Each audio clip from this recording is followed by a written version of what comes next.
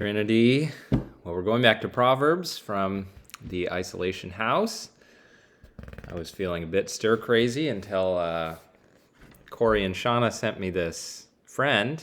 Now I'm very, chatty and sane. Miss you all. I look forward to being back with you guys, especially some of our little 1 and 4-year-old congregants named Jack and Oliver, who probably are not watching this YouTube video about Proverbs. We're in Proverbs 9 today, and we're looking at verses 7 through 12, which tell us something pretty timely for contentious times. It says, "Whoever corrects a scoffer gets himself abuse, and he who reproves a wicked man incurs injury. Do not reprove a scoffer, or he will hate you. Reprove a wise man, and he will love you. Give instruction to a wise man, and he will be still wiser. Teach a righteous man, and he will increase in learning. The fear of the Lord is the beginning of wisdom, and the knowledge of the Holy One is insight. For by me your days will be multiplied, and years will be added to your life. If you are wise for yourself. If you scoff, you alone will bear it." There's kind of two parts to this, but it all fits together.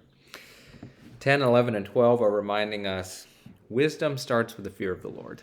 And so somebody who is wise because they fear God more than people, more than what people tell them to fear. They hold God in the highest esteem. And because of that, wisdom isn't for other people's sake or even for God's sake. Wisdom benefits us because we were made to fear God and know God. The wise person benefits from being wise. It's good to be wise. That's what we're made for. And in verses 7, 8, and 9, it takes that and says, when you're dealing with people, this is part of how you know a wise person and a foolish person. Because the wise person who fears God is ready to hear rebuke. They recognize they're not perfect.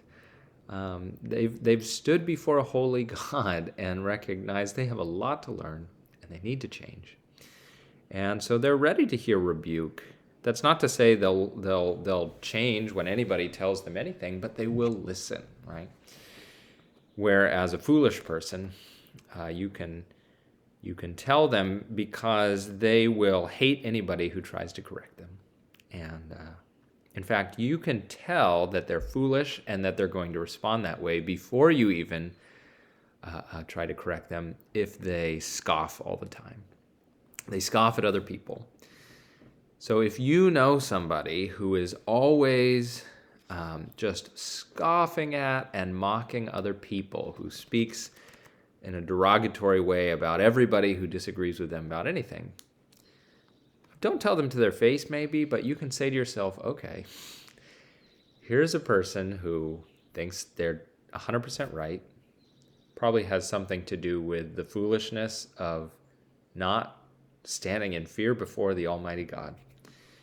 And if I try to get into it with this person, they're not going to listen, and it is just going to cause them to hate me. On the other hand, the people you really want in your life are people who are wise.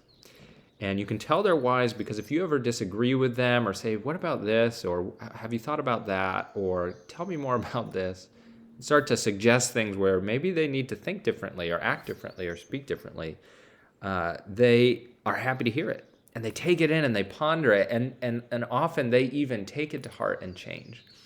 You want people in your life like that because these are wise people. And so when they tell you that you might need to change, they're worth listening to. These are people who fear God. You can tell because they listen to you. And so these are people that you want to listen to as well. Fill your life with these people, even if they disagree with you on things like politics, things like sports teams, things like philosophy, things like hobbies. They have a different personality. If they are wise, they listen to rebuke, and they fear God, treasure these people, and ponder what they say, and fear God together.